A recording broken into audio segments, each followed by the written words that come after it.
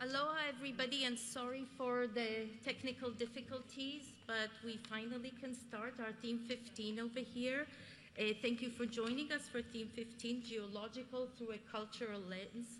And I particularly want to thank the speakers for today who are not geochemists, but went all the way to this conference to come and share their knowledge and their love to their state and what they're doing with us. I'm particularly want to say that the fact that we are here in this beautiful island is an opportunity and also a responsibility to learn about the science and the way the people who live here observe their environment, protect their environment, think about their environment, and for us the opportunity to learn how to incorporate this in our science. And this is the whole idea of Theme 15, to try and learn, observe, appreciate, and be part of this since we're on this island. And every day at this time between 3:30 and 5:30, and hopefully in the future with less technical difficulties, we'll have speakers here who will share their knowledge with us. And after that, we'll have a kind of Q&A and discussion and learn more about what they're doing. And the themes will be focused on different ideas: life, water, fire, the sky, and so on. And today our talks will focus on land and sea, which in the Hawaiian way of viewing things, it's a continuum from the top of the mountain till the ocean. And in addition, we'll hear about including indigenous knowledge in our research and how to communicate science through arts. Our speakers for today are Dr. Kanahele, who is an assistant professor in the Hawaii Community College, and she's teaching Hawaiian life in the Hawaiian Lifestyle Program. On Zoom, we'll have Dr. Ron Varv. He's from Fiji, but he got his PhD here in Hawaii, and now he's a postdoc at East Carolina University, still working on Hawaii fisheries. And he kindly agreed in the last minute to step in and replace Aurora, who just had a baby last week, so she couldn't be here with us. Noe Puniwai is a professor for Hawaiian Studies at UH Manoa, and her work focuses on water issues, and she'll share her knowledge of including indigenous, combining Western science with indigenous knowledge as well. And then we'll have Mayale and Aubrey, who is also on Zoom, who will talk about their experience communicating science through art and combining them. And to go straight to the program, since we started late, we'll start with our first speaker. They'll each have about 20 minutes to speak, and then we will have the questions and answers. And you can come to the podium, and you have your presentation here.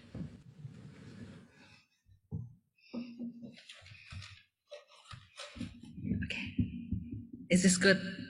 Mic, volume? Aloha, everybody. Okay, get the jitters out.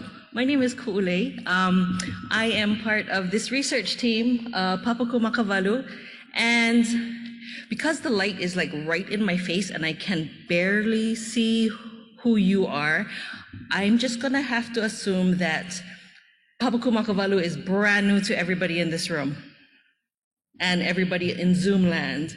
And so what I thought I'd do today, since I only have 20 minutes, is just give you an intro to what Papaku Makavalu is. So Papaku Makavalu is a methodology created by this woman. She is my kumu, my teacher. Her name is Dr. Pualani Kanakaole Kanahele. And she is a noted kumu hula, which is a hula teacher, a poet, an author. And Papaku Makavalu is a way for us to organize the collective Hawaiian knowledge that was obtained through observation and interactions with the national environment over many generations. Papaku Makavalu takes its inspiration from a chant we call the Kumulipo. And the Kumulipo is a genealogical account composed for a 17th century chief, Ka'i'i Amamau, that's his name in the middle. And Ka'i'i Amamau, what this Kumulipo chant does is it chronicles the beginning of the Hawaiian universe, detailing the births and relationships of all life found within. And I found this video on YouTube. Hopefully it works. Let's try it. Just to give you a brief introduction of our Kumulipo.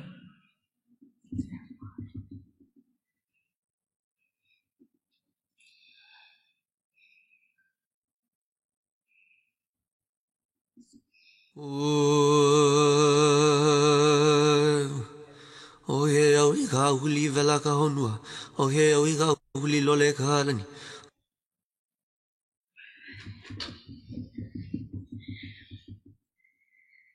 It's working. Guys, are the mics muted here? The virtual audience is saying they can't hear. Continue. Let's try this Kumulipo again.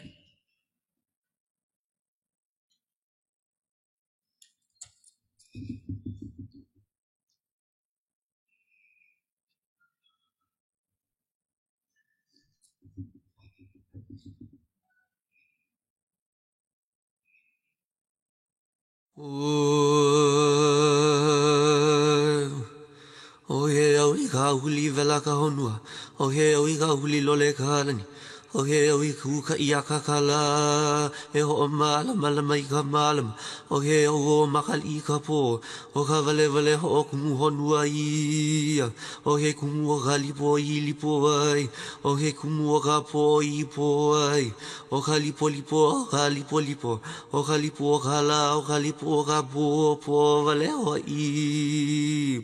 Hanau ka po, hanau kumulipo I ka po he ka ane, hanau po ele I ka po he wahine, hanau ka uku ko akua, hanau kana he ako ako puka, hanau ke ko e enu he eli ho opu honua. Hanau kana he ko e puka, hanau ka pea kana kiki puka, hanau ka veli kana kiki puka, hanau ka ina, hanau kana he halula puka, hanau ka hawa e o ka wanaku kana kiki puka, hanau ka hauke o ka uhalula kana kiki puka, hanau ka pi oe o ka pipi kana kiki puka, hanau ka papaua o ka olepe kana kiki puka, hanau ka nahawele o ka unau na kana kiki puka, hanau ka makaya uli o ka opihi kana kiki puka, hanau ka leho o ka pu leho kana kiki puka. I love this video because without knowing the Hawaiian language, you can see exactly what this Kumulipo is saying just by seeing the illustrations. And this video shows the birth of the first 26 organisms in the Hawaiian universe.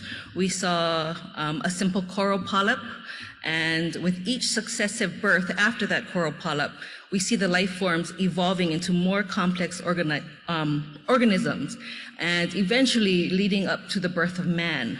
And this chant was composed hundreds of years ago, and so just through simple observations, our ancestors could understand, simple life processes and the evolution of creatures. Let's see if we can get this slide forward. Okay, what are you doing? I don't know. No? What are you doing?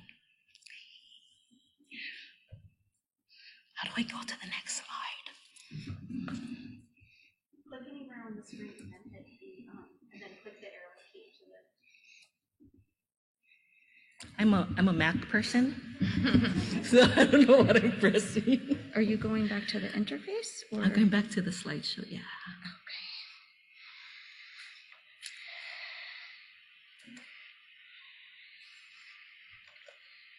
To the slideshow? Yeah.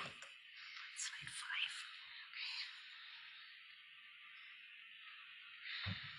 What is up with this computer? It's a Monday. Thank you. Is it Monday? It is Monday. It's summer. My days are off. Is this where you want to be? I think so. Let me see. Okay. So So I started showing you that illustration of the first maybe 10 lines of the Kumulipo, and I'm going to jump ahead to line 1790. And we get, around this time, we start seeing the birth of man. And after the birth of man, the Kumulipo details the formation of our traditional society and the evolution of different classes, namely the ruling class and its advisors. And so from line 1790, we see Ho'ololo kahanauna aia wahine, ha'ai wale kahanauna lolo, o papahuli honua, o papahuli lani, o papahanau moku. And these three classifications of advisors, papahuli honua, papahuli lani, and papahanau moku, were what we now call kahuna. And that's a pretty common word in our, dare I say, Western vocabulary. Everyone kind of knows what kahuna is. However bastardized it is in the English language, but that's another day and another lecture. Okay, and so what Dr. Kanako Ole Kanahele did was she took these words from the Kumulipo, Papahuli Honua, Papahuli Lani, and Papahanau Moku, and realized that these class of advisors to the chiefs were actually the intelligentsia of our kupuna. And so those that were labeled kahuna of Papahuli Honua, these were the priests, and these were the academics who studied the earth and ocean cycles, its development, transformation, and evolution by natural causes. There was another class called Papahuli Lani who studied the atmosphere and its cycles, inclusive of the sun, moon, stars, planets, winds, and clouds. And the final class of advisors were those of Papahanau Moku, who studied life on earth from the embryonic state to death. And it's the birthing cycle of all living things, flora, fauna, and man. And so first, Papahuli Honua, which is my specialty. And Papahuli Honua is composed of three main words: Papa, which means foundation, or a class of people. Huli means to turn, and Honua is our earth. And so just from this name alone, we get the idea of cycles.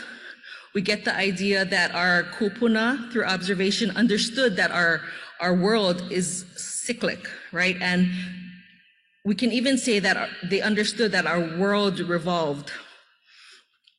So let's see. Here's some images we took that show what Papahuli Honua studied.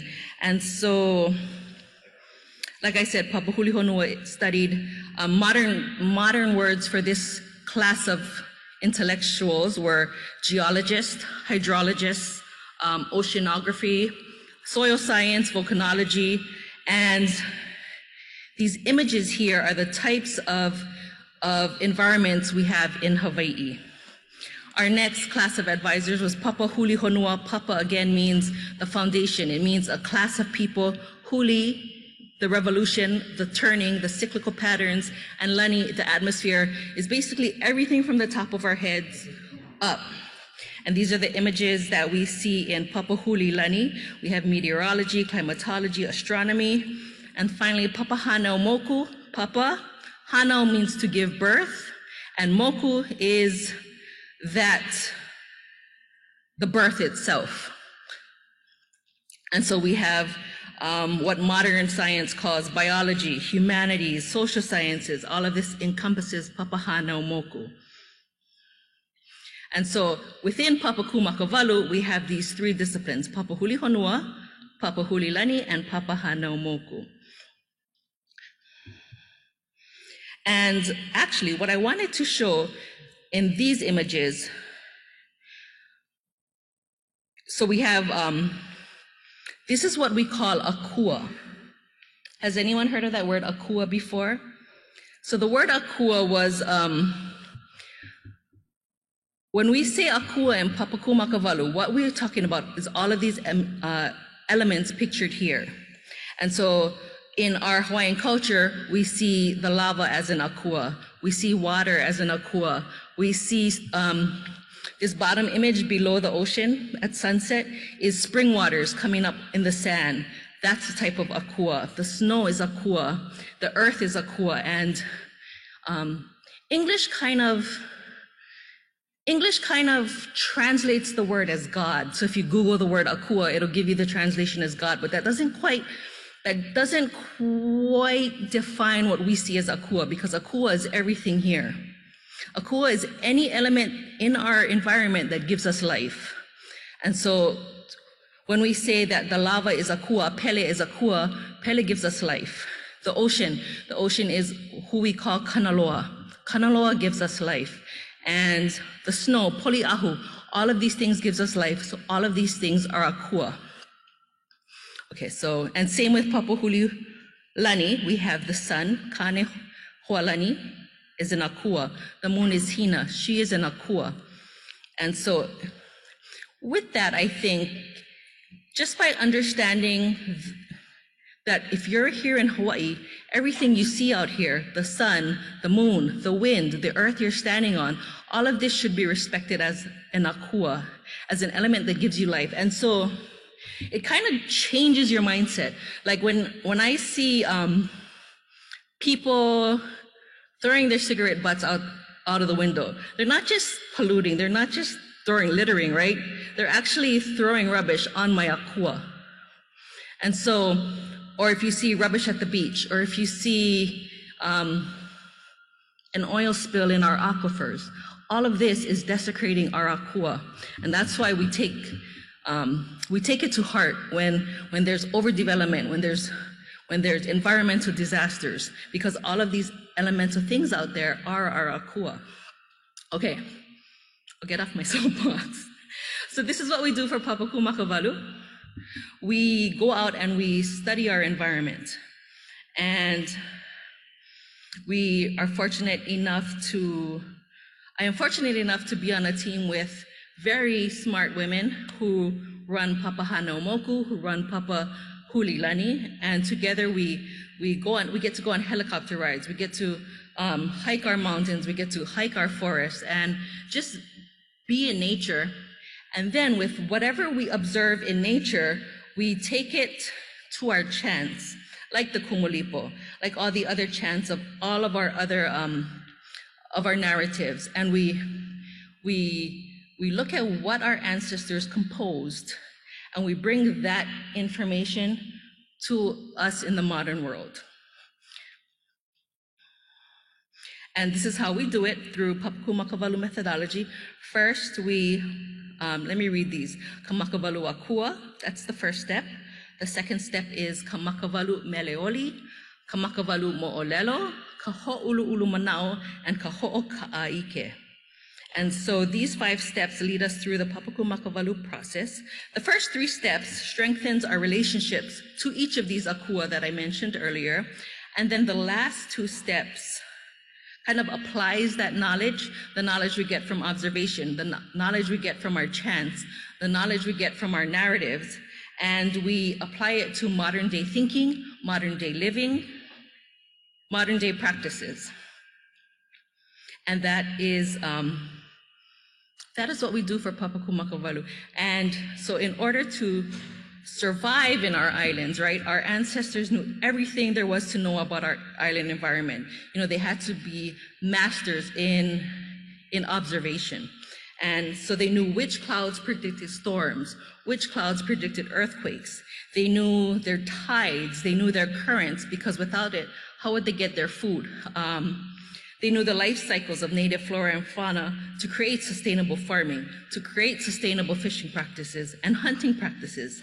And before digital databases, before writing it down and storing it in the cloud, they composed it in chants.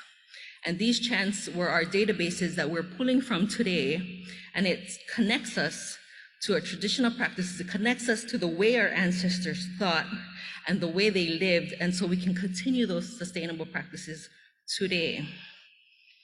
And to take it one step further, I'm sure this is our hula, and what we do with our chants and with hula is we bring it to life. And so to us, hula's not just for show, hula's not just for entertainment. To us, hula is a way of imitating nature and bringing that feeling, the environment of the forest down to us, the uplands down to us at shore. And it's bringing the life and the observations of the ocean up to us on shore, and so we can be a part and be attuned with everything that's happening with us. And so you see, she's wearing lei. You have to know the season to pick the foliage. You have to know the environment where to pick this foliage. And then her lole, her outfit, she has to know where to pick the hala in order to weave it. Have to be able to take care of the hala forest and able to continue this practice of weaving, right? And so hula is not just a dance. Hula is communing with nature. And that is Papaku Makavalu in a nutshell. I wish we had all day. I had to try to cram everything into this 20 minutes. I don't even know if I took 20 minutes, but I guess questions will be at the panel. Yes, questions will be at the panel, and so our next speaker is joining us remotely, and hopefully that will work. Ron, are you there? Yes. Perfect. Hey, can you share your screen? I think he is. Okay, we see your screen, and we see, and we see your window. Yeah, you can get started. Okay, thank you. Aloha, everyone. So for me, I first would like to start off with an apology to my Hawaii colleagues. I borrowed the word papahanaumoku. Reason being, it encapsulates what I'm about to talk on.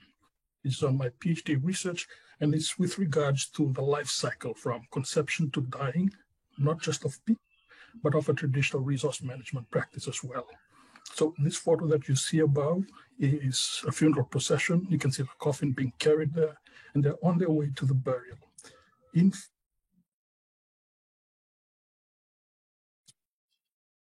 we protect an area of Rifo River, and that's the cultural protected area that I'd like to talk about.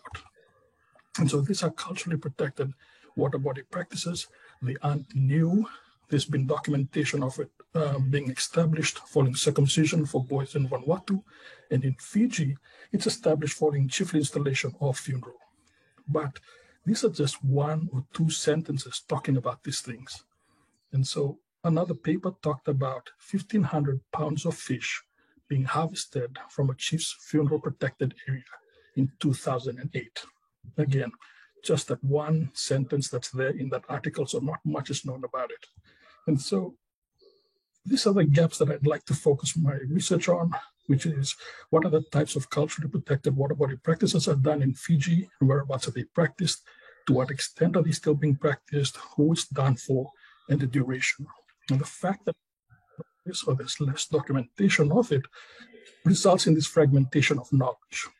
And eventually, it could affect this erosion of knowledge, practice, culture, and ultimately, loss of indigeneity for us. E.g., when a funeral happens, people would come from all over the country, but also other parts of the world, and they bring with them their condolence contributions. You have mats, you have kapa, you have kalo, you have ava, you have even honu or turtles that are being used. And the onus is on the family or the relatives of the deceased to provide a feast for them. Deaths occur unexpectedly. Families would have to gain this food from elsewhere. But there is a mourning period for about 100 nights. And during that, at the end of that 100-night period, there will be another gathering with a feast. And that, to ensure that there's a higher catch during that feast, a cultural protected area is established, the funeral protected area that I talked about earlier. So that's where Fiji is, just in case you're unsure where it is. Islands in Fiji, these are the two main islands, and the capital is located down here. And what I did initially as my PhD was I went around the country asking what other types of culturally protected water body practices are done. And I found out that there is a cultural protected area that's established for a woman when she's first pregnant to her eldest child or to her first child. So as soon as a woman is known to be pregnant to her first child, she's not allowed to do any chores and only bathes inside the house for about up to 8 months. During that period, the midwife, her making sure that she doesn't do anything that affects her survival or that of her child. At the end of that period, she's allowed to go outside. She then bathes in the reef or river, and that is protected. So that's the conception protected area. The second one is to do with the meconium, which is the medical term for first excrement or first poop of the first child. And again, when it's placed in the water, that area is then protected as well. The protected area is to do with circumcision. The fourth is to do with chiefly investiture for a person taking on the chiefly role. And the fifth protected area is to do with funerals, as I've explained before. So you will see here that the cultural protected area practices run all the way through from conception, not just birth, but even conception, all the way to death. And so, knowing what the 5 culturally protected water body practices are, I wanted to know where in Fiji they are done and to what extent they're still being practiced. And then I also wanted to dive further into the funeral protected areas. Here you will see again the Fiji map with the different colored regions, and this basically are the 14 provinces. So all of these islands in black, that's the Lau province where I'm from, or my dad's from, and that's my village over there.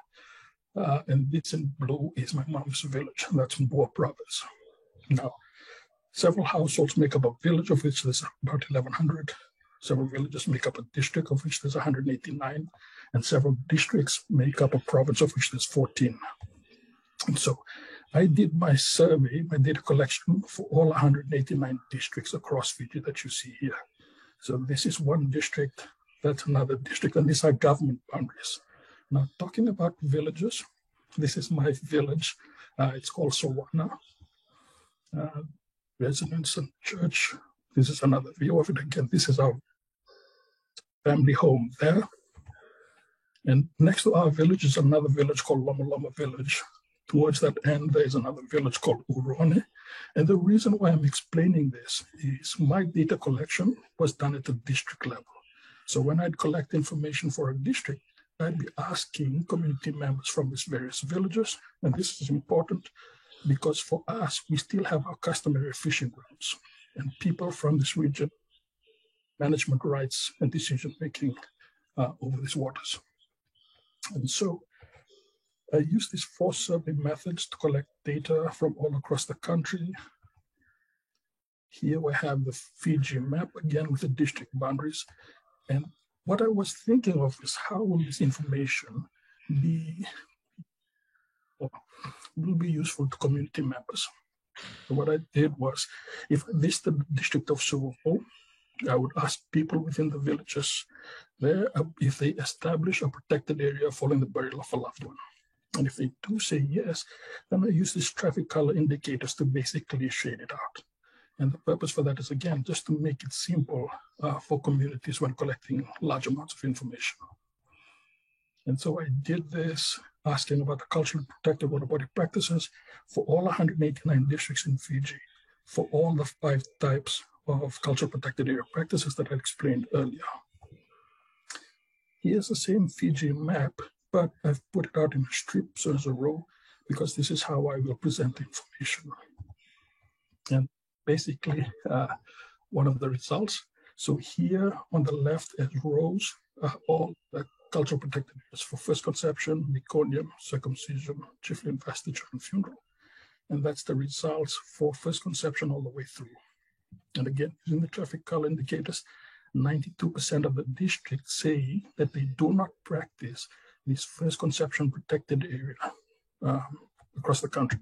There's only one district which still does, and 7% of the districts have ceased practice. So those are the ones in oranges.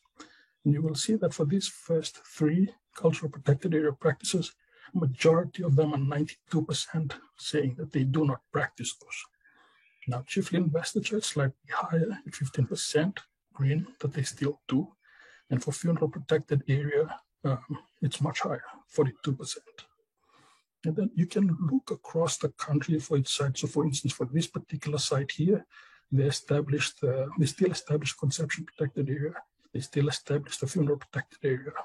They frequently practice the chiefly investiture, but they do not do the circumcision.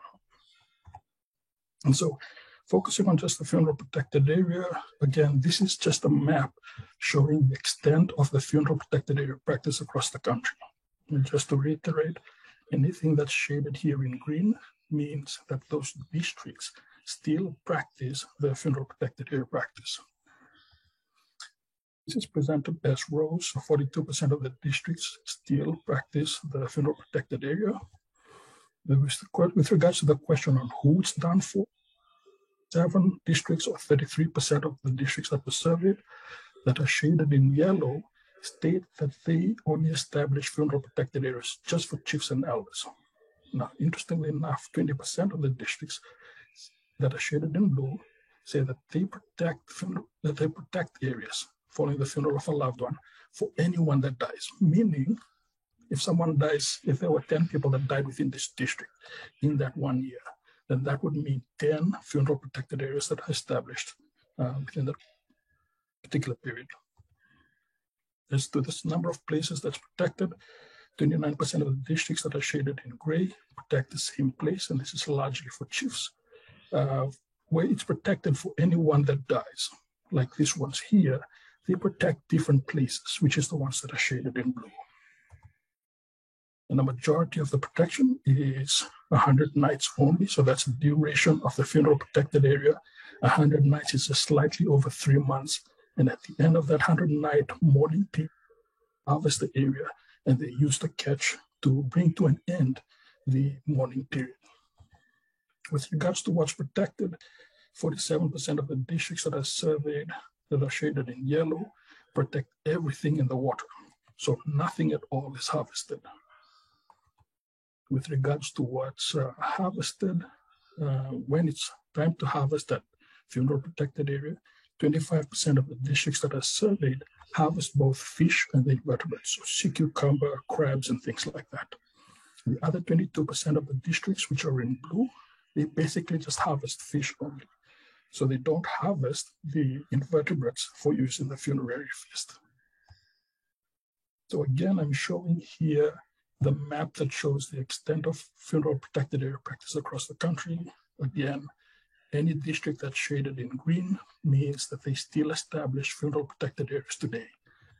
But this does not show how many times it's been established over the year. And I collected that information, and this is basically part of the results. And this is just the effort of one person.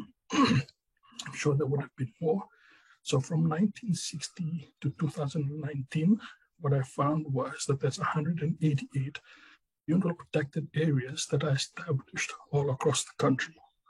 Again, these different shaded areas are the provinces. So in Boer province, 37 funeral protected areas were established between 1960 to 2019. Naitasiri province, the highest, that's all of Naitasiri province, 66 funeral protected areas were established. Now, what this graphic basically shows is, one, you can see that a majority of the funeral protected areas are established in outerlying islands. So this would be on reefs. So protection on reefs, our traditional management of reefs as part of culture. Here you will see that some of the funeral protected areas are established inland. So it will be established on rivers. So there's a protection of freshwater areas. And again, where it's done for anyone, you see that there are higher numbers of funeral protected areas being practiced. There were 3 provinces that I found to not practice funeral protected area practice at all. And so in the past, communities would only establish, for example, the funeral protected area. This would be small. They would last anywhere between 3 months to a year. And they would be just that small in that large customary fishing ground. Over conservation area came in, these were larger. They were for a longer period, sometimes permanent. And so what it effectively did was it reduced the amount of area that's open to fishing. And so what communities did now is that they decided to forego their protected area practice and only did the conservation area, which is widely supported. It has funding, there's numerous workshops that's done. So communities displaced their funeral protected area practice in favor of the conservation area. However, because funerals still occur, what happens is that at the end of the mourning period, communities will go and harvest the conservation area without telling the conservation partners. So I've talked about the extent to which the funeral protected area practices is done across the country. And again, districts that are shaded in green are the ones that are actively practicing the funeral protected area practice.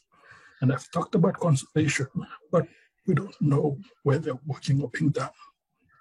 So just to show an overlap, you will see Worldwide Fund for Nature works in that area, Wildlife Conservation Society, and Conservation International.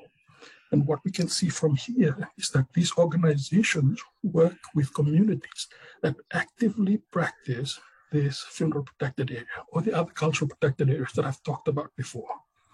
So same thing with Wildlife Conservation Society, works with communities all around this region that actively establish funeral protected area practice.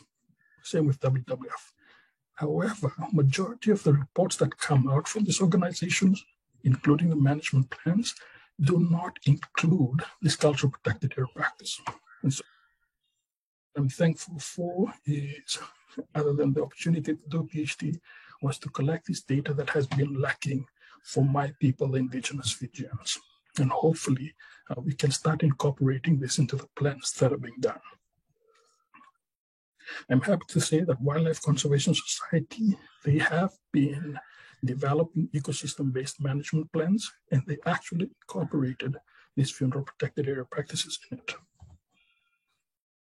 Now, this big table, first thing that I'd like to draw attention to is it's asking the question whether the informants for my study are actively engaged in conservation, yes or no. So yes, there were people that were part of the community, government, and NGO. And what this found is, this is basically the number of people from communities that knew about this conservation, this protected area types that's done. Say, for example, for the circumcision protected area, there was only one male from the community who's actively engaged in conservation between the age of 51 to 69 that knew about the circumcision. Chiefly investiture less. When it came to NGOs, there was slightly an increase, but it was because these were people that knew the practice, because this practice was done in the places where they're from. Now, for those that are not engaged in conservation, they knew much more about the different types of protected areas that's done. And part of the reason for that is these are people from communities that I was actually interviewing as part of my research. Because they lived in the community, they saw the practice being done, they thoroughly knew about these various cultural protected area practices that's up here. So the lessons learned from this is these cultural protected area practices are place-based, meaning it's only done in our clan lands and our clan waters where we're from. So if I've migrated to the capital city where I was born and raised, and the funeral protected area practice is part of what my people do, I cannot go and implement a funeral protected area in the capital city, in the waters near there, because I'm not from that region. So these place-based practices are affected by migration, but they are also affected by land ownership claims and so forth. The other is lack of awareness of cultural protected area practice. As I mentioned before, the literature that exists, most of them just only say 1 or 2 lines about the cultural protected area practice. So hopefully things are being changed with regards to this research. Sadly, even indigenous people such as myself, I'm just going to be honest here, for me as an indigenous person, having studied and worked in conservation prior to coming for studies, I was one of those people that was going around establishing conservation areas. I did not know about the conception protected area, the meconium protected area, or the circumcision. In fact, when people told me about the circumcision protected area or the meconium, which is the protected area for the first poop, joking. And so sadly, even us as indigenous Fijians, most of us do not know about these practices because we rarely go back to our villages. And when we do, we might have time in which these protected areas were being established. Even conservation NGOs did not know about this cultural protected area practice, as explained in that earlier figure. Then contemporary conservation, because it has a large funding support, they do numerous workshops, and they protect such large areas, thinking about connectivity. That actually displaces the culturally protected water body practices.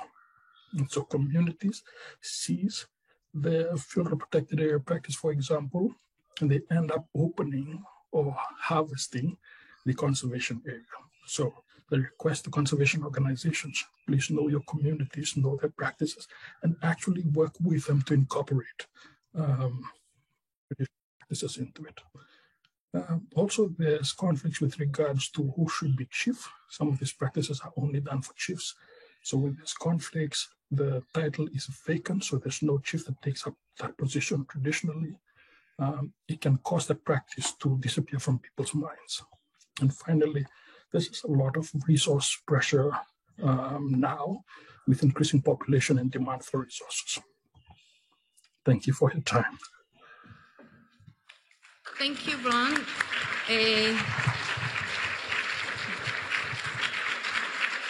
So we're saving the questions for the end, so stay online with us and we'll go to our next speaker.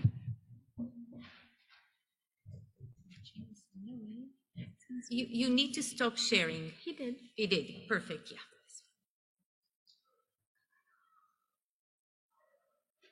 I'm probably going to do mine shorter so I can catch up on time. Hey, aloha mai. Noelani Punua, I'm coming to you from the University of Hawaii at Manoa in the Hawaiian Studies Department, Kamakaku Kalani. My background is, my talk is going to be a little bit different today, maybe a little bit of what Ku'ulei shared, a little bit about what Ron shared, and that's why I kind of call it a weaving of indigenous ways of knowing. I don't really talk about integrating knowledge systems. I don't really think you can see through two different eyes very well, but we can start to learn about different practices and ways and just open our eyes into different practices that will help us in conservation and understanding our relationship to the ocean. My background is in marine ecology and natural resource management, and I'm going to share with you just some different stories and some different experiences I've had to hopefully help highlight how I bring different ways of management into understanding how we can protect the ocean moving forward. And I'm going to break it down into three different methods. First, how do I use language to do this? Second, how do we use stories? And then how do we use relationships to understand the ocean? When we talk about language, Ku'ulei talked a little bit about how she broke down big words for you, and I'm going to do the same thing for you here. So the first big word I want to introduce you to is called moana nui akea. And moana is our word for ocean. Nui means big, and akea means vast. They have many other definitions, but we're just going to keep it simple. And so when you hear that word, moana nui akea, you can visualize a big, vast ocean, right? That is what we would have considered probably the Pacific Ocean before. Remember, the Pacific Ocean isn't what we called it traditionally. That was a name that was given to our space. Another traditional name that you find for this area of the ocean that surrounds us is called Aina Moana. And the term Aina Moana was written on a map that was made in the 1800s. And on that map, they labeled this part of the ocean, the Aina Moana. And I love this word as well, because Aina means, you'll hear it a lot here, it means the land, it means the earth, but it means more than that. It means the land that feeds you. It talks about the earth, not just as a dead dirt, but that area that's going to give life to you, right? So that Aina. And so this word says the land that feeds you within the ocean. And so that's what you see when we see the ocean. We don't see a vast emptiness, a place of mystique We see a place that feeds us. We see islands within the ocean. And that's kind of that voyaging sense, right? If you've heard of anybody who's voyaged the ocean, they look at the pathways and the connectors, and all these islands are part of that, which is different. I've been on research vessels, and you go out there and you just see a big empty ocean, and that's kind of how you view it until you get to your destination. But our traditional voyagers didn't sense it like that. They saw them as areas that fed them and how they go around. So a lot of the work that I've been doing in his language is using our languages and our traditional Hawaiian language right now to inform our perspective of how we understood the ocean, right? And nowadays, as I said, I was trained in oceanography. You use two-dimensional maps, but when you're on the ocean, you never interact with the ocean in a two-dimensional map version. So I've been trying to see different ways that we can explain how we map the ocean. So the top map is a mental map that one of my interviewers did. And when I said to draw your ocean, he illustrated the wind that blows there, the waves that he surfs, and the umeke, the gourd that carries all the things that feed him from that ocean. The next kind of view of the ocean is how our people viewed the ocean through their words. And some of this was written down in a book called Kama'olelo Hawaii by David Malo. And in this book, he talks about a lot of Hawaiian ways of knowing. And in one section in the book, he calls it Namahele o ke kai. So this chapter is a couple pages long, and he starts the chapter by saying, "Wa kapa aku kapo e kahiko, I kahi o na kai he kai kai noa, oia mauvahi." The people of old called the areas of the seas kai. So he's telling us how Hawaiians categorize the oceans. This is the way they viewed their ocean space. And so as an example, he lists all these different areas. And so Kai Kilo He'e is one of these areas he listed. And so the Kilo He'e is where you go to look for octopus. So if you're going to go hunt for octopus, you're going to go to the Kai Kilo He'e.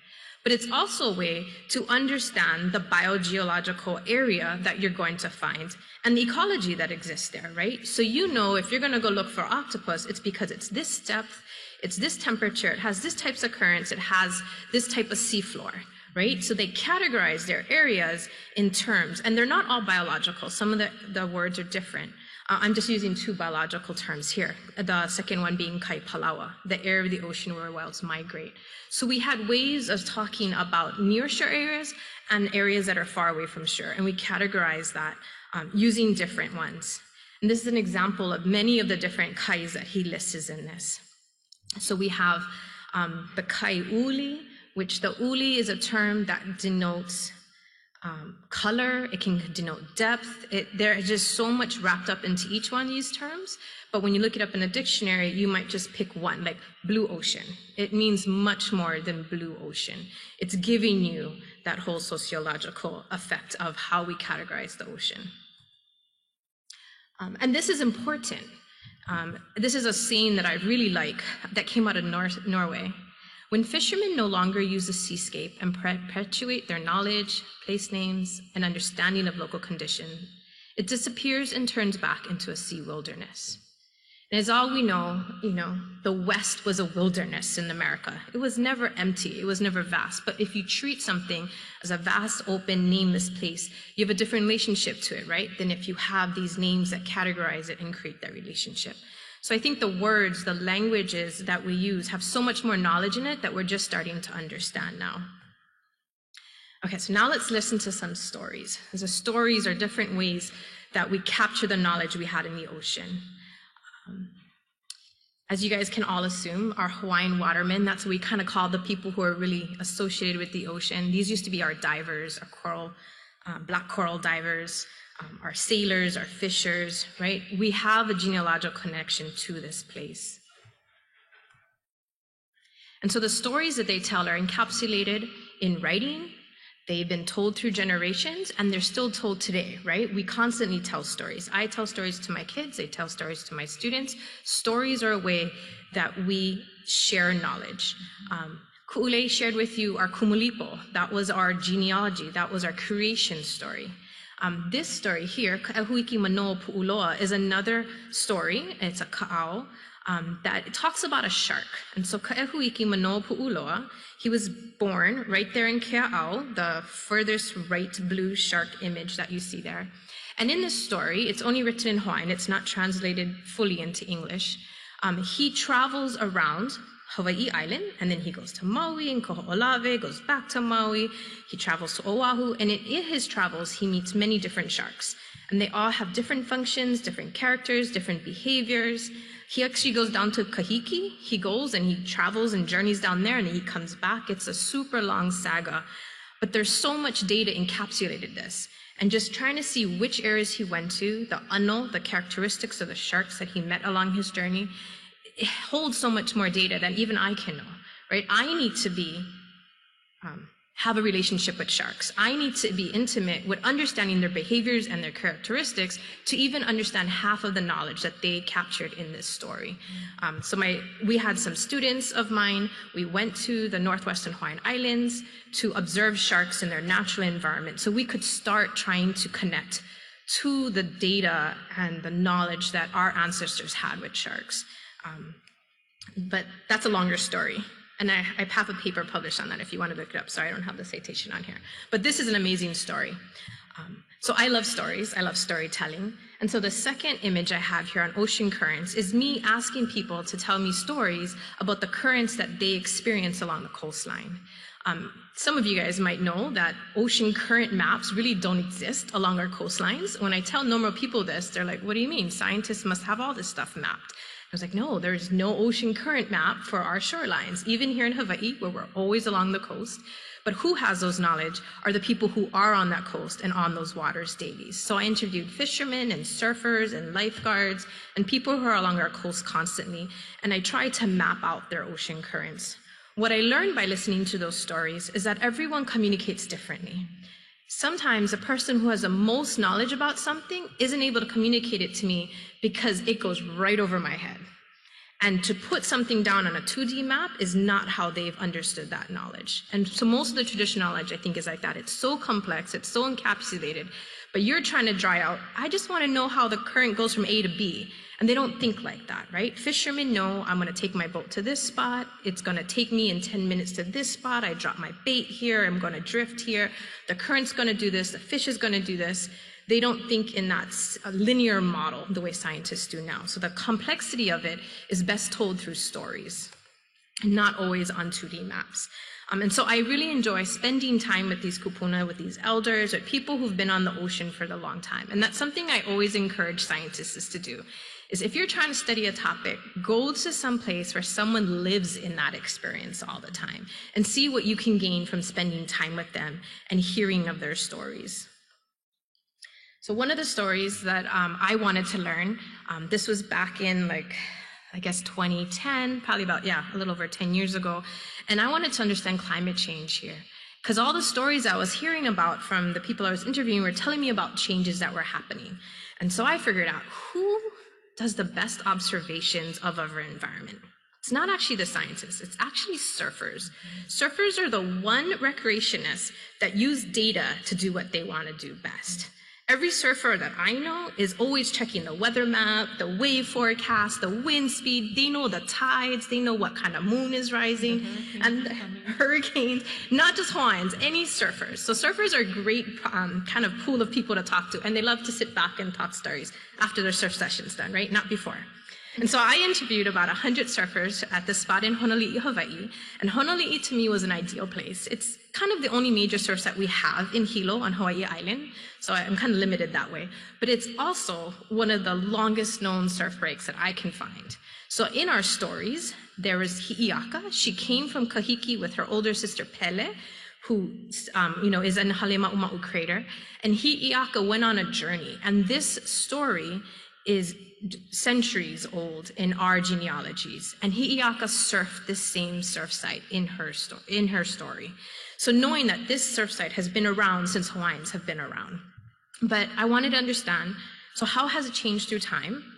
And how was your experience with surfing there?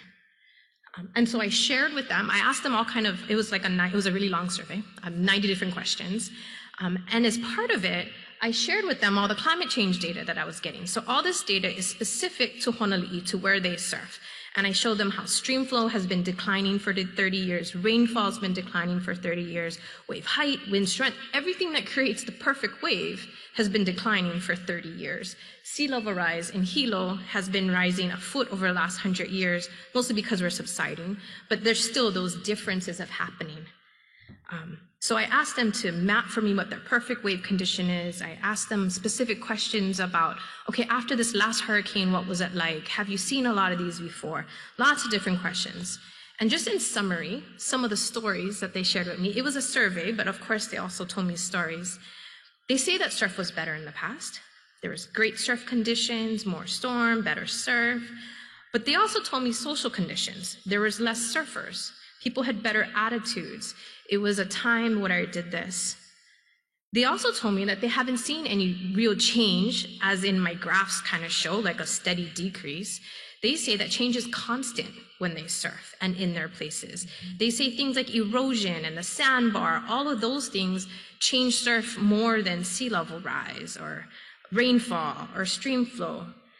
So my takeaway point from interviewing with them and talking to them about climate change is that we're always going to have waves, and it's always going to be fun. And no, I'm not going to stop surfing. That was my last one. Like, at what conditions will you stop surfing? And they're like, never. When I'm dead was probably the most common response to it. Right? So people are going to adapt through time. The other thing I learned through it was when you talk about the social and the physical conditions, they're just as important. Right? So when you surf at 16, you're a different person than when you surf at 60. So you don't just see the physical changes of surf through time, you see your own personal physical changes through time.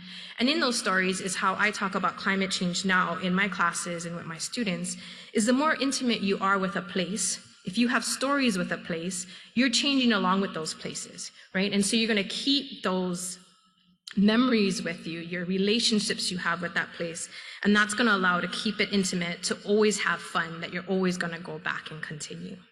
Okay, so I'm going to finish up talking now about some of those relationships. So in all these interviews I do, and hopefully you'll catch it because you're scientists, but my axes are switched. What I found is that the relationship we have spatially and temporally with our spaces are modeled at different ways than oceanographic instruments have. So a surfer interacts with the shoreline in a different temporal and spatial space than a sailor does, and a fisherman and a boat, right? So their knowledges are going to be different spatially and temporally, how they aggregate that data. And that's all different than the data that we're actually creating as scientists and we're modeling our environment with. So what spatial scales show you the relationship you have with your place. So just keep in mind that when we do data, we think about everything so abstractedly, but what relationships do we have with those places, and do they make sense? So do the HICOM data, does that data even make sense for anybody? And this came really home to me. As I said, as I was talking to stories about people in Hawaii, about how they interact with their space, I met a colleague in France, Camille Perrin. She teaches at La Rochelle University. She was doing the same thing with sailors in France and in the Atlantic Ocean. And so these places, France and Hawaii, are super different, as I show on the map. You can see those are the kind of images I was getting with my interviews. The top right are some of the maps that she was creating from her interviews.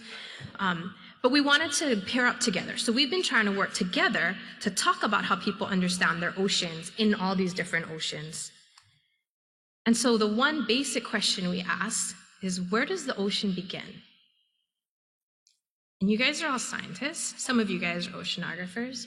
Are you going to give me a physical answer? Are you going to give me the textbook answer? Like, where does the ocean actually begin? Does it begin at the high tide line mark, just because that's geographically, politically where it begins? So people in Hawaii, when we ask this question, the most common answers are where you touch the ocean, where you touch water, where you put your feet in a tide pool, that's where the ocean begins. It also is inside of you, the salt water that flows through our body. In our Hawaiian understanding of the ocean, that kai that's within you, the tears that you do, the sweat, right, that's all has salt in it. That's all the same as that essence that's of the ocean. So the ocean is inside all of us. But in France, this was the most different one. Everybody there says the ocean begins out there, outside. A coastal area is different than an ocean area. And here in Hawaii, we don't really make that distinction between coastal and ocean. We have all those different types of kais. But just understanding that your relationship to the ocean is different now, right? So even though we're talking English and we still use the same word ocean for each other, the picture we have in the mind, the way we use that word is completely different in our different communities. And so how I experience the world is different from how you experience the world, and both our interpretations matter. So this is the way I attack science. I really try to understand that we can't see the ocean the same. You have a different interpretation than I, and we all do, right? My son is a great cook. He tastes everything and he can make amazing food. And he's done that since he was little. He experiences his world through taste. My daughter is an artist. She touches everything. When she bakes, she has to use her fingers, right? But the way they experience the world is different than that. What you see, what you do. I'm never going to see what he sees when he looks out in that ocean. He's looking at maybe some currents, he can see colors, he can see wave patterns that I'll never see. And so when I look at my traditional texts, when I look at our languages and our knowledges, I have to realize that my relationship is different than theirs, right? So that's going to be my takeaway. Thank you for sharing with me, and I love to hear your stories in the future.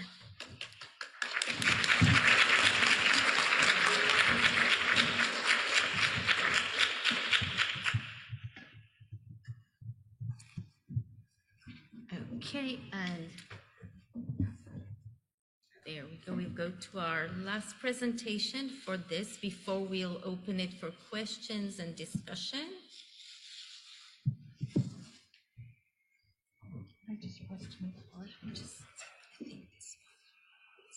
Okay.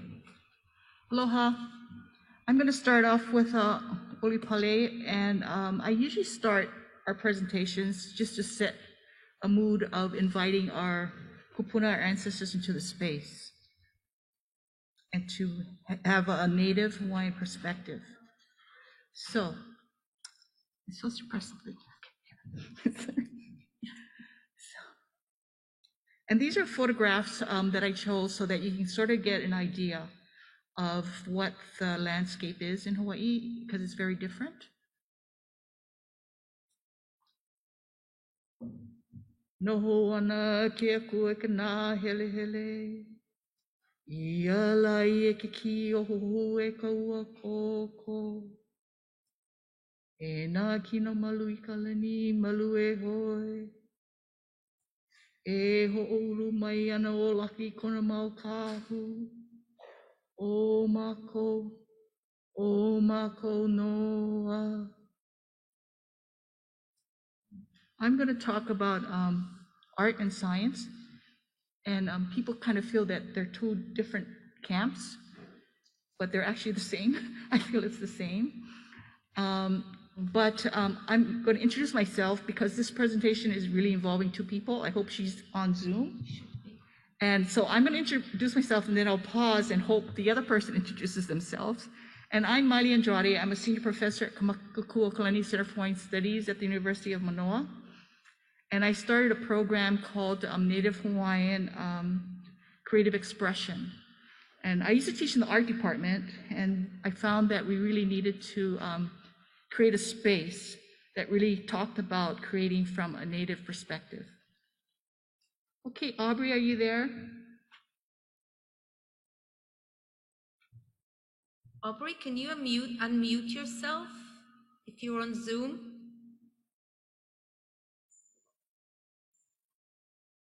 Maybe she's not there. Maybe she got COVID. The reason she's not here is all Well, her yeah, she family was gonna got fly COVID. in, and she got tested positive for COVID 2 days ago. And she has a little baby that's like young. So she started taking care of that. So I guess maybe it's me. But anyway, let's move on. So when we look at, when I look at skin, which really has to do, to me, with many concepts, you know, it talks about what's above and what's below. And I feel as a Native person, for myself personally, that we exist in those spaces, between the space. We don't really exist above or below. We kind of move back and forth. But we also see it as art because ili, which is the skin, is also canvases or surfaces that we create on.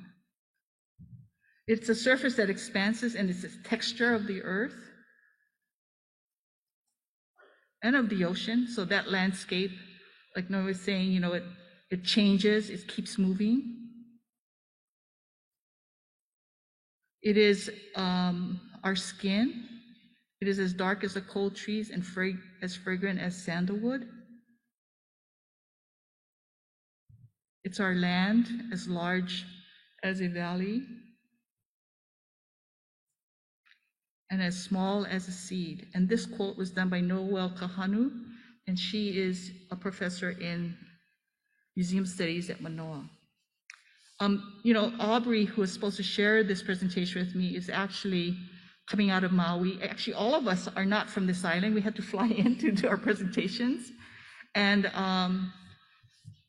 she works for the university in Maui and is a really fabulous artist. So we actually, for the illustrations, we put our own work in because I didn't ask permission from the other artists. So we didn't have to ask permission for ourselves. But we're gonna, I'm gonna put some quotes up that are conceptually ideas of how we work and where we come from, which I really think it's very science as well. And Ili has many layers, and we exist in, on, in between, within, below, and above. Kumu, I'm on. Yes, okay. Aloha, kalamai. I had to be switched Aubrey, to a panelist. Introduce Okay. yourself, because I already did it at our title thing. Yes, mahalo nui. Aloha nui kako. I'm Aubrey Kealohilani Matsuura from Hali'imaile on the island of Maui, and I apologize that I can't be there in person with all of you, but happy to join remotely. Mahalo kumu for getting us started.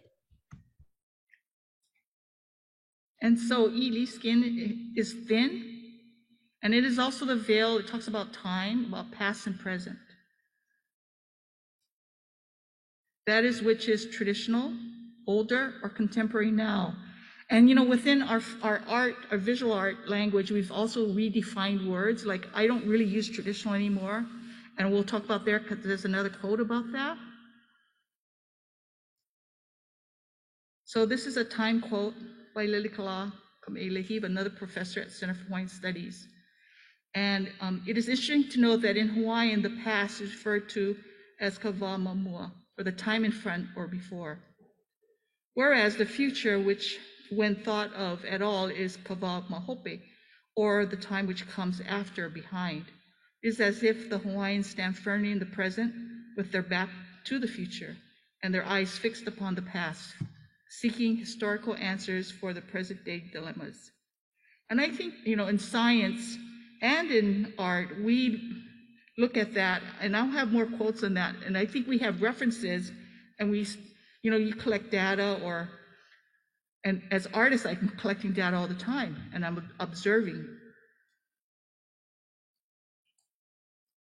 So this word is the one I use now, customary creative practices, because from this quote from a native First Nation person says that the evolution of the native art was interrupted by European colonization, that the current definition of traditional is an arbitrary selection of a single development stage. So when you say traditional, because I do a lot of museum studies as well, exactly what period of time is that? You know, it keeps, and so it locks you in, because we always get this at artists, they're saying, well, is your art traditional? Or, you know, and somehow it feels like it locks us in this period of time that's probably obsolete or defined not by us, by someone else. And contemporary, Aubrey, you want to do the ones with all your paintings on it? Sure. So contemporary, current, or of this time, this quote, the insider view is that the contemporary Maori or indigenous art must be defined culturally and holistically in terms of comprehensiveness and inclusiveness within the Maori or indigenous conceptual framework.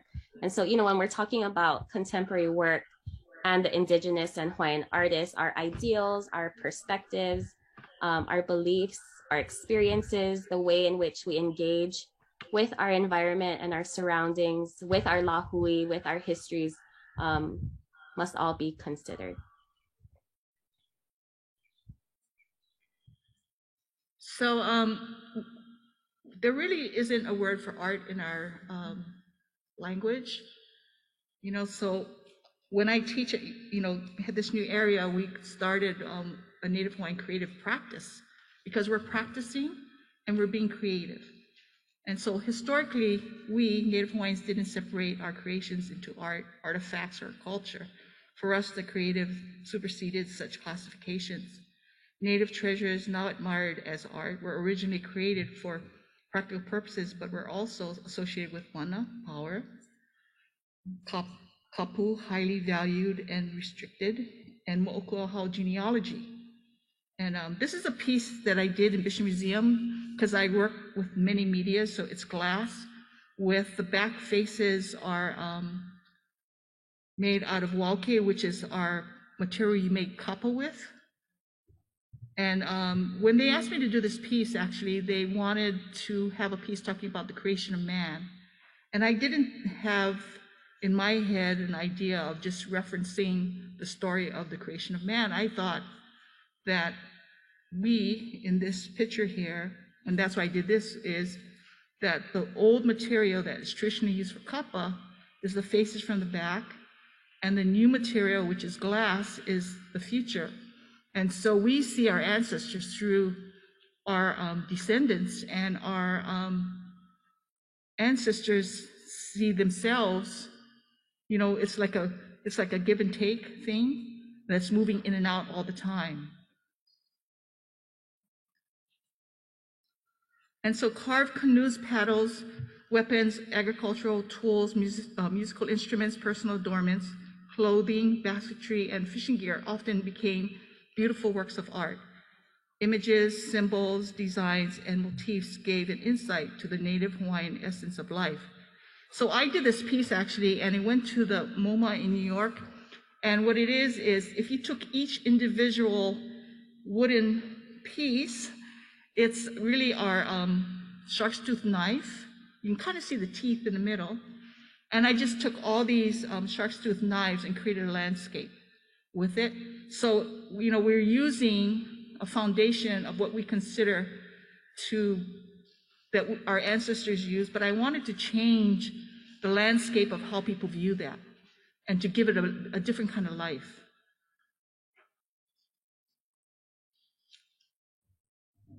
Okay, today, Native Hawaiian artists are still creating traditional arts while contemporary Native Hawaiian artists are developing innovative new techniques, materials, and themes within the styles handed down by their ancestors through the generations. The artist is a custodian of culture with obligations as well as privileges. And I think, what we portray through our work and what we choose to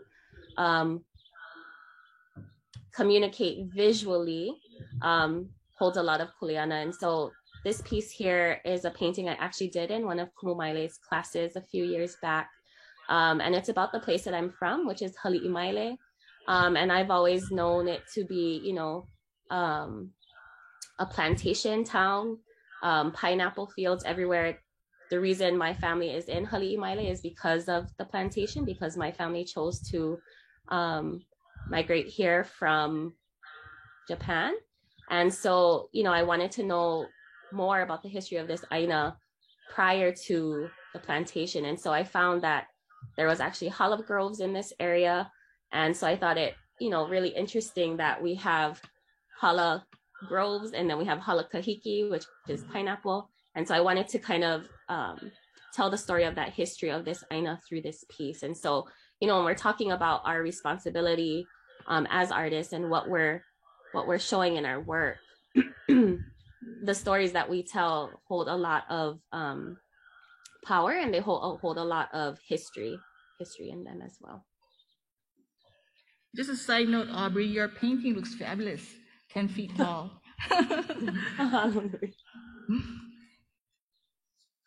Okay, let's see. So these two paintings here, they're both, I like to call them Lahui collaborations because they were done with our Lahui.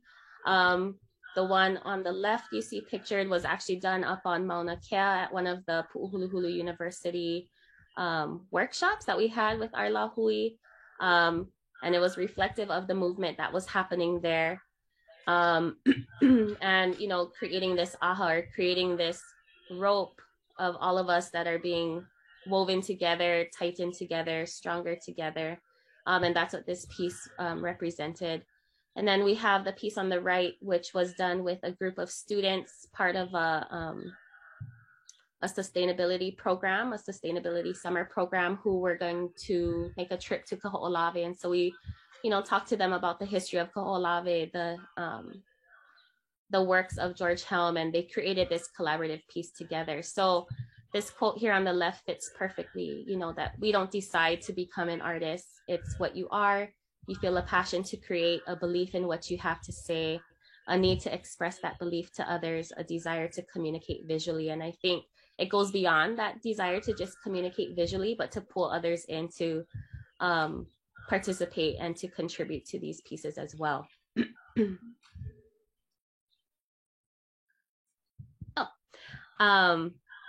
And this quote here is from Bray Boy. And, he talks about how important our stories are, how important our histories are. And I'm just going to skip ahead to the midsection of this quote, but, that stories are often the guardians of cumulative knowledge that holds a place in the psyches of the group members, memories of tradition, and reflections of power. And so, excuse me, as such, our art also holds these stories. It holds our histories. And, therefore, it's a place for us to continue to tell our stories and our histories visually. Oh, and this is, Kalame. Oh, sorry. No. Should I go back? That painting is just a painting that I completed thinking of continuum, thinking of the word mo'o, which means continuum, which means succession, which is in a lot of our words like mo'olelo, mo'okuoho, our stories, our genealogies.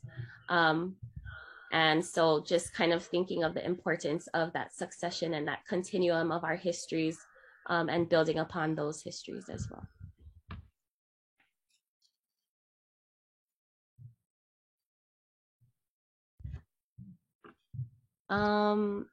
So we have here, we've talked a lot about our role as an artist, but we also wanted to point out the role of the observer as well.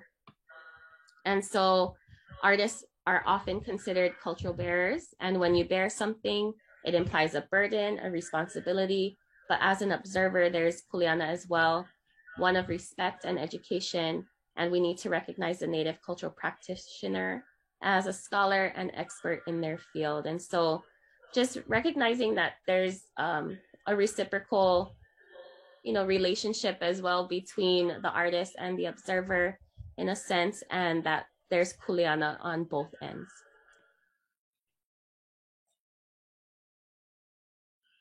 So Indigenous art is about Indigenous people and their longing relationship to land and their environment, and to values that underpin the ongoing creation of knowledge and wisdom. And I kind of had representation and appropriation and commodification because, sometimes with people not doing the research, and you probably understand this in science, that there's only half truths that happened. And sometimes the visual arts get a imaging problem, that people lift and just want to image something that has this feeling for it, but they don't quite understand the layers of knowledge that goes with it. This piece is made out of paper, and it's a piece that I made as a cape. And so I actually looked at the four main akuas. And so each section of paper is made out of their kino lau. So say like kanaloa, the paper made out of seaweed, or, the different plants that represent akua. So as artists, our responsibility is to do our research so that we put representation or mana into pieces that give it more meaningful value. And everyone, different people as an audience will come and look at visual art, and they'll get something out of it. But if you have, the more information you have, the more you'll get out of it, because you can decode the visual language.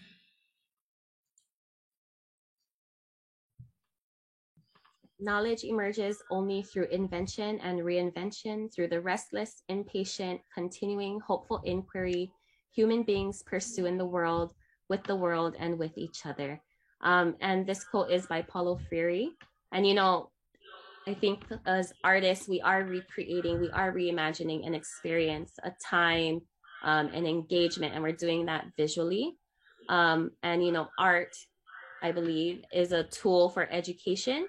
And, you know, Freire continues to say that education liberates the educator as well as the educatee.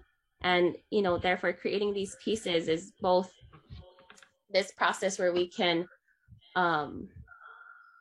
grow as artists, but also grow our community through this visual language.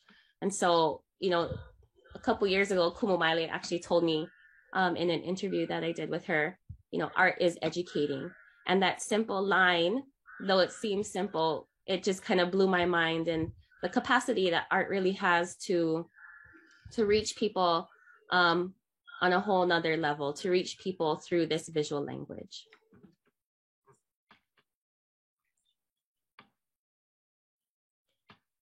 Okay, and the last quote that we have to share that I think wraps up, you know, where we've been going, and then we have a gallery at the end, but that there's no neutral spaces for the kind of work required to ensure that traditional Indigenous knowledge flourishes, that it remains connected intimately to Indigenous people as a way of thinking, knowing, and being, that it is sustained and actually grows over future generations. And so, you know, that this work that we're doing, that we're all doing, right, in Indigenous knowledge, that we're growing Indigenous knowledge, specifically speaking to the work that we're doing as Indigenous artists, as Hawaiian artists, is that we are continuing to grow our people. We're continuing to visually tell our stories, to visually reflect our relationship that we have to our Aina, reflect the engagements that we have with our Aina, and, you know, to continue to tell our histories and to create new histories as well. So mahalo.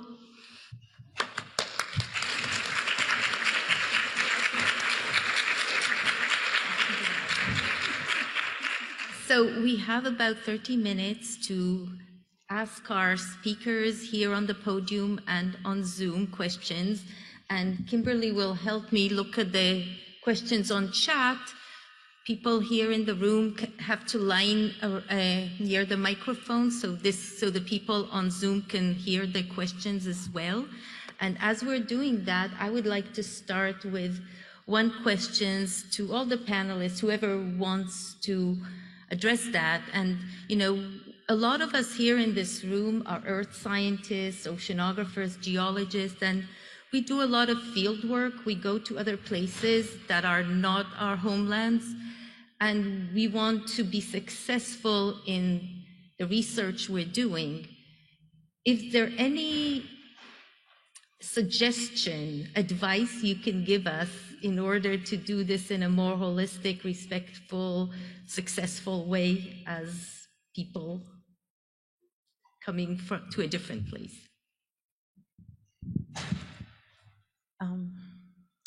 It's always hard when you work in a space that's not your own. And I think the respect that you give to others is felt. So they can tell when you have respect when you go to places. I don't think there's an easy answer for that. But as I said, language to me is a key. I think we feel English is a dominant language. This conference is international, yet everything is entirely in English. And that's just sort of that dominant power that exudes. And I think just learning the languages of where you go, taking the time to read some of the stories, to hear the languages, to see the artwork, communicate that culture to you, I think is really important. Another thing is not to expect and put the burden on others. As Aubrey mentioned, the artist feels that burden of carrying all that cultural knowledge. I feel like the people who are always hosting feel that burden as well. And so there's a way to give that respect by doing your homework and doing your history before you go there. Just as if you would, read up on the papers and other things before you do your research. It's the same thing of place. And I also think if you're dealing with community, that it's important to develop a relationship because, people have come into our communities and it seems that they feel they know much more for the community, the better thing for the community, but they don't even know the community because they don't engage in it. And I think in the past you could get away with that. I don't think you can get away with that today, And so, relationship building is key in all what we do, in science, in cultural knowledge, in our art. We try to develop the relationship with people, with land, and, whatever you're going to study. Thank you. Any questions from the audience? I still need to look for the chat questions. I saw some. If so, go ahead and introduce yourself and ask the question. Hi there. I'm Garnet Lawler from the University of Toronto. There was a small mention of the idea of two-eyed seeing at one point, and I was interested to know what the panelists thought of that term and anything you want to add to it or discuss with this room. I think it'd be valuable to hear your perspective. Thank you. I think, I use that term because it's comes from the Metis people, I think, and the Mi'kmaq people of Maine. And I've worked at this intersection of traditional knowledge and Western science for a long time. And it's a journey to understand what those philosophies are, what those interactions are, and what do they mean by them. What I've come to learn is, you can never see through someone else's eye. There are people who can develop two-eyed seeing, but that means you're immersed in those worlds. And it's good to recognize that. I also, in my title of my talk, I use the weaving of Indigenous knowledge about the ocean, because again, I don't think things can be integrated. They cannot become one. If you value something, whatever it might be, and someone else values it differently, you can't bring those two together. You can't find an even ground for what different people value. You have to recognize that that value cannot be compromised by someone else. And that's something we always try to find a middle ground. We always try to find a way of everyone winning. And I don't think that can always happen. So the two-eyed seeing metaphor is really good for Indigenous people, I believe, to also walk in the modern world and be cognizant of those values and those traditions that they bring with them. I think it gets harder when we're talking about non-Indigenous people trying to see through two eyes. And I hope that's not too controversial. It's something, like I said, I'm developing, we have conversations. I like the dialogue around those, and I like what it brings to your mind. And I don't know if any of the panelists online have anything to add to. Ron, Aubrey, do you have anything to add? Quiet there. I think for me... Go ahead, Ron. Yeah, so for me, I just wanted to respond to the first question that you posed with regards to people working with Indigenous communities. One of the things that I've found in my research is that, sometimes we worry so much about people from outside our Indigenous community coming to work with us. However, sometimes even the problem is us Indigenous peoples ourselves and the Western education that we've received, like myself, having worked with our communities in Fiji for 3 decades, and yet I didn't know about the cultural practices that they do in other places. I was only focused and knowing only the practice that's done in my place. So really, it's not just external research, it's even us as well. So we need to be mindful of that as well. And that's the thing, when we come in, working with an Indigenous community, we have to be mindful of that knowledge or that view or that lens that we're coming with and looking through, because we might be trying to impose what it is that we've learned from outside and trying to bring it in. Thank you, Ron. Hi, I'm Kate Brauman from the University of Alabama. This is sort of a follow-up actually to the same question, which is that there seems to be quite a lot more attention to Indigenous and local knowledge and trying to deal with issues of colonialism in Western science, especially in fieldwork.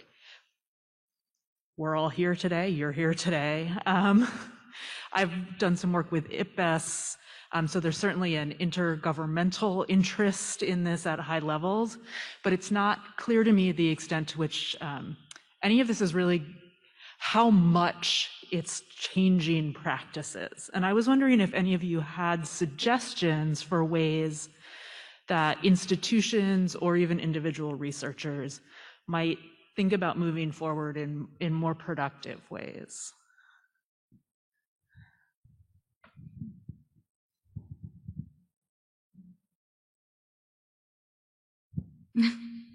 Well, it has to go back to developing relationships, and you do it. Usually, I get a lot of requests, to,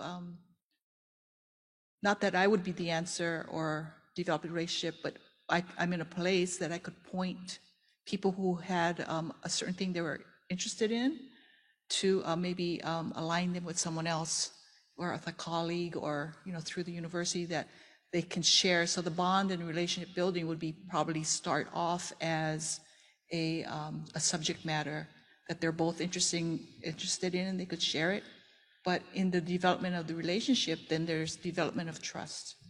And I think as a Native person, and I'm actually the older Native person, is, we went through a time where there was no trust really, because we really got, what's the word? Like we were at the end that was not receiving the more positive things. So there's a lot of mistrust. And I think at this point in time in the institutions, because of research and because of sharing that knowledge, that I think it maybe is a way to develop that relationship. But I don't think you can go into a space, especially Native spaces, and expect that openness right away. I think you have to develop, even as a Native, me going into another community that is Native, I have to develop a relationship with that place. And we talk about that as Native people. When we meet each other, it's a whole different cultural value. When we meet each other, we don't say, my name is this, I'm a professor, blah, blah, blah, I do all these things. Immediately we ask, who's your family? Where you come from? And those are the values to really more important for us. Sometimes I'll go, oh, I'm a professor at the university, and don't hold it against me. So that's my take. Cool. I do have another question, and it's something that I'm thinking a lot about. So the way the universities are structured, the way we all do our science is discipline-based. It's silos, the arts, the humanities, the sciences. Within the sciences, it's biology and earth science and atmospheric, and they're all separate departments, and they're all like functioning like they used to do, I guess, in the UK 200 years ago, and that nothing has changed.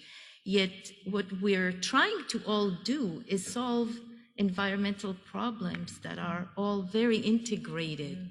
So one take that I felt from all of your talks is that, at least in the Hawaiian way of doing science, things are a lot more integrated. Is that something you think that our academic institutions can try to adapt better? And if so, how would you convince your deans and provosts to do that? Or I guess a lot of you are doing that in your schools, so maybe you can share some of that experience. It's kind of reminded me of Noi's talk when she talked about our surfers. A lot of people see our surfers as just the surf bums, which my husband is, and I tease him about that sometimes. But we live about 20 minutes from the coast, and we can't see the ocean at all where we live. But he can wake up in the morning, look at the sky, and say, oh, there's onshore waves today. And I'm like, how do you know that? Just by the way the clouds look. And then he can just look into the ocean, and like how your son, you can just see things. I'm like, what? He knows the currents, he knows ins and outs, he knows where the freshwater springs are. And so, you know, all his life he's just heard, he's not good in school, he's just a surf bum. But the things he knows can put a lot of scientists to shame. He just doesn't have the degree for it, the Western degree, but his knowledge systems of his environment, of just being able to wake up and go, oh, no surf today. Oh, there's a hurricane coming. He just told me today, you know, there's 2 hurricanes on the way. And I'm like, no, I didn't know that. I have to go Google it up, right? And he's like, no, it's because my surf report told me this. So just stuff like that is just, the things he can just know is amazing. And we have to bridge that gap somehow, because a lot of our kids, a lot of our native kids know these things. You know, the hunters, the farmers, they know so much, but we don't value their knowing with the Western, in the Western sense, in the academic sense. And so our kids are taught that they're stupid or they're slow or they can't do math, or, you know, so we have to bridge that somehow. And I think I went off the subject of your question. No, I like that where you were going. If I can go back to that too. I work cross-disciplinary, so I know it's a little easier for me, but I didn't think I'd be in this space. I started off in school. I was always a nerd, but I wanted to save the planet. I was a child of the 80s, save the rainforest, global warming, all that stuff. And I just wanted to save Hawaii. I saw the invasive species. We've seen so much change in our life, and I wanted to be able to save Hawaii. And so I went into the sciences. I did marine ecology, environmental science, natural resource management to try and answer those questions. And then when I was finishing my postdoc, that's where I did all my surfer, my climate change, my ocean current modeling. I got a call from a friend. He worked at the Hawaiian Studies Department, and he goes, I think you should apply for this position. And I go, I'm not trained in Hawaiian Studies. I'm trained in sciences. And he goes, we're looking for a professor in Malama Aina. And Malama Aina is our sort of an environmental, our natural resources, how we interact with the land, with the Aina around us. And so I took his query and I applied for the position, and I've been here for 6 or 7 years now, I guess, with Kumu Maile here.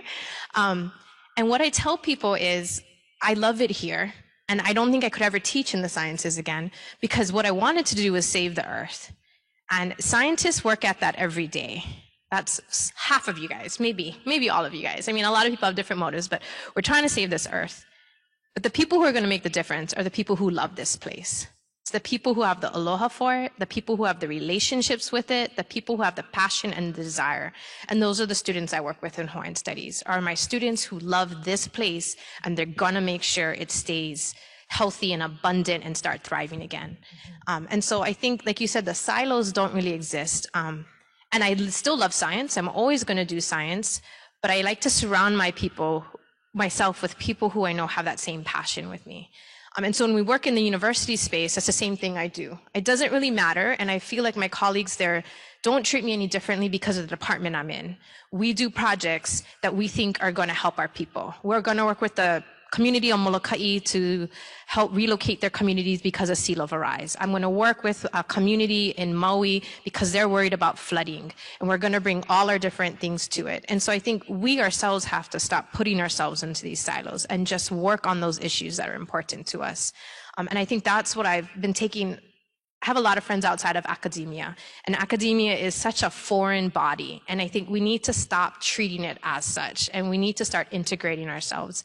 So getting back a little bit to, I think Kate's question, is when we work with native languages and traditional knowledges, they, again, as Kumu Maile said, we don't have boundaries. Because of our status, it doesn't matter. And so we need to treat all our relationships the same. We have to come in without that power. We have to come in equal with everyone. And if you want to work in community, you have to be a part of that community. And if you're not going to be a part of that community, you have to probably choose a different topic. You have to choose a science that doesn't want to integrate with the community. But if you want to do science with the community, you have to make that commitment that there is important to you. And it's you they're accepting into there, not your research. And so I've also realized that, when I do communities, when I work with people, when I network, it's not the research that they're accepting, it's you that you're accepting. So these relationships are the most important thing for all of us. Building of trust, as we know among colleagues, who you work with, right, are the colleagues that you trust, the ones that you have rapport with, it's all the same. And so there's no separation between work and person or life, right? It's all integrated. Yeah, and I think academia is going that way. I think they just have to figure out what the purpose of academia is and then align that. And we were in Center for Wine Studies, and it's a real unique center. And I used to be a professor in the art department, and I think what they brought up about passion of what you see your people going through. There was a need to shift. And I think our center started off as historians. We had 3 professors who were historians. And the vision of them at that time of broadening it out and make it more diverse allowed different people to come in. So, I came in the visual art part or creative expression part and created this whole new area. And then my husband actually was a professor coming out of geography and doing cultural geography. And so, in our time, I feel so old. In our time, there was a shift, but you have to create the shift and you have to believe the dream. So even if there were people that were not for it, we just created it and did it. And it didn't matter because that's what our students wanted. And so you always have to tab the students to see, what is the need and where we're going as a nation of, because we call ourselves the Lahui, the Native nation. And then, bringing on the younger, she's like the next generation, because you're like my daughter's age, so, I'm supposed to be on my way out, and these guys are on their way in and creating spaces. But we feel that it's been really strong. I mean, Hilo has their spaces that they create, and we've sort of had, when you're empowering these spaces, and you're really empowering the whole system. So I can see that in science too, because science is shifting. And it starts a little bit, and then it just starts to spread, and then you're creating your languages and you're articulating different, and things that we are articulating, defined in like 20 years ago, we thought, oh, that's kind of crazy, like changing, from tradition to cultural practice. And now it's a common thing, and they're going to be changing ideas for their generation, so I think it's great. You just got to be bold and, get out there. I think with these powerful words that encourage us to love what we do and love where we do it, I think that's the best place to end this session. So let's thank our speakers again and thank them for letting us come to their land and learn from them, because that's a privilege, as I said.